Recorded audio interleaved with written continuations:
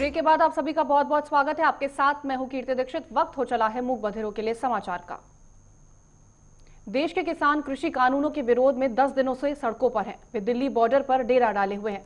किसान के विरोध के गतिरोध को खत्म करने के लिए अब तक 5 दौर की बातचीत हो चुकी है। शनिवार को 5 घंटे की वार्ता में किसान और सरकार किसी ठोस नतीजे पर नहीं पहुंचे, जिसके बाद 9 दिसंबर को एक बार फिर दोनों पक्ष आमने सामने होंगे। 10 दिन से राजधानी की सीमाओं पर डटे किसान ऐलान कर चुके हैं कि बगैर मांग पूरी हुए वो नहीं हटेंगे। आवाज बुलंद करने के लिए किसानों से जुड़ी हिंदुस्तान की तमाम खाप भी दिल्ली को धरना देने के लिए तैयार हो चुकी हैं। बीते दिन हुई बैठक के बाद किसान नेता राकेश टिकैत ने कहा कि हमारा आंदोलन जारी रहेगा, हम किसान हैं, हम थकने वाले नहीं हैं। वहीं अन्य किसान नेताओं ने कहा कि केंद्र सरकार ने कहा है कि हमें 9 दिसंबर को एक प्रस्ताव भेजेंगे, हम आपस में इस पर चर्चा करेंगे, जिसके बाद उसी दिन उनके साथ बैठक होगी। उत्तर प्रदेश के अयोध्या में बाबरी मस्जिद विध्वंस की बरसी के मौके पर जिला में सुरक्षा के पुख्ता इंतजाम किए गए हैं। 6 दिसंबर को ही बाबरी विध्वंस की बरसी के मौके पर प्रशासन ने सख्ती बढ़ा दी है। जिले में अतिरिक्त पुलिस बल तैनात किया गया है और साथ ही किसी समुदाय को कार्यक्रम की कोई इजाजत नहीं दी गई है। दरअसल 6 दिसंबर को मुस्लिम समुदाय काला दिवस के तौर पर मनाया जाता है, तो वहीं हिंदू समुदाय के लोग इसे शौर्य दिवस के तौर पर मनाते हैं। मामले की संवेदनशीलता को देखते हुए प्रशासन ने किसी भी समुदाय को कोई भी कार्यक्रम आयोजित करने की अनुमति नहीं दी है। प्रशासन ने सख्त लहजे में चेतावनी देते हुए कहा कि 6 दिसंबर को लेकर अगर किसी ने कोई कार्यक्रम आयोजित किया तो उसके खिलाफ दंडात्मक कार्रवाई की जाएगी। इसके अलावा सोशल मीडिया पर अफवाह फैलाने वालों और आपत्तिजनक पोस्ट डालने वालों पर निगाह रखने के लिए साइबर सेल को भी अलर्ट कर दिया गया है। साथ ही अयोध्या जिले में अतिरिक्त सुरक्षा बल भी तैनात किए गए हैं।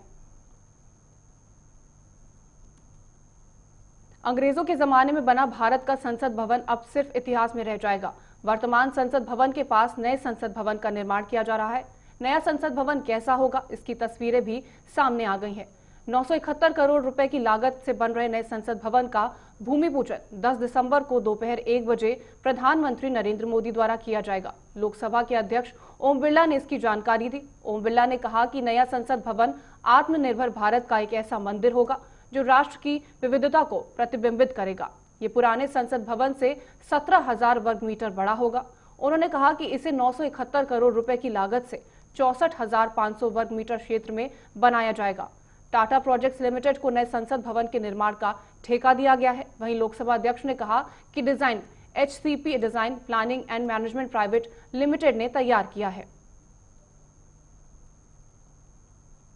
देश में कोरोना के हालात सुधरते नजर आ रहे हैं। यहां दैनिक मामलों में लगातार गिरावट दर्ज की गई है। भारत में पिछले 8 दिनों से कोविड-19 के मामलों की तुलना में ठीक होने वाले मरीजों की संख्या ज्यादा है। 24 घंटे में वायरस के 36,011 मामले सामने आए, जबकि 41,970 लोगों ने पिछले 24 घंटे में कोविड-19 को मात दी। वहीं कोरोना की वजह से बीते दिन 482 लोगों को अपनी जान गंवानी पड़ी और इसी के साथ भारत में कोरोना वायरस के कुल मामलों की संख्या अब 96,44,222 पहुंच गई है। फिलहाल देश में कोरोना वायरस के 4,03,248 एक्टिव मामले हैं। बता दें कि भारत में करीब 136 दिन के बाद पहली बार एक्टिव मामलों की संख्या 4.10 लाख से कम है। राज्यों की बात करें तो मध्य प्रदेश, आंध्र प्रदेश, तमिलनाडु और केरल में सबसे ज्यादा कोरोना के केस हैं। वहीं देश में रिकवरी रेट अब बढ़कर 94.36% हो गया है, जबकि मृत्यु दर 1.45% है। कोरोना वायरस से सबसे ज्यादा प्रभावित होने वाले राज्यों में से एक दिल्ली में अब हालात सुधरने लगे हैं। लगातार तीसरे दिन कोरोना संक्रमण की दर 5% से नीचे रही। वहीं कोरोना से मरने वालों का आंकड़ा 9,500 के पार पहुंच गया है। राहत की बात यह है कि सक्रिय मामलों की दर लगातार दूसरे दिन 5% से नीचे रही।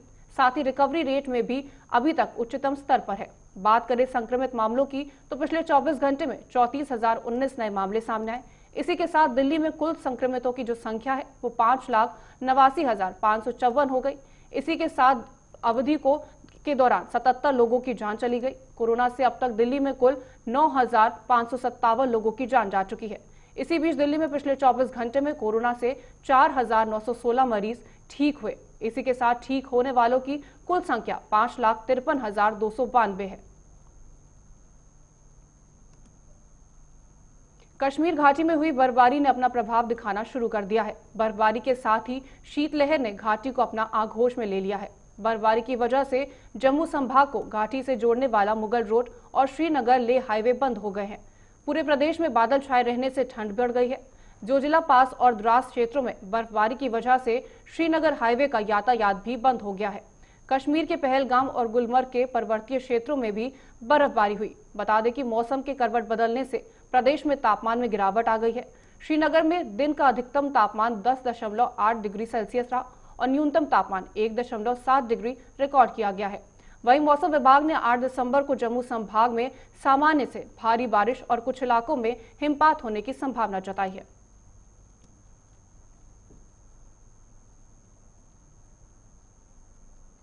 फिलहाल के लिए इस बुलेटिन में इतना ही। देश और दुनिया की तमाम खबरों के लिए आप बने रहे हमारे साथ। नमस्कार।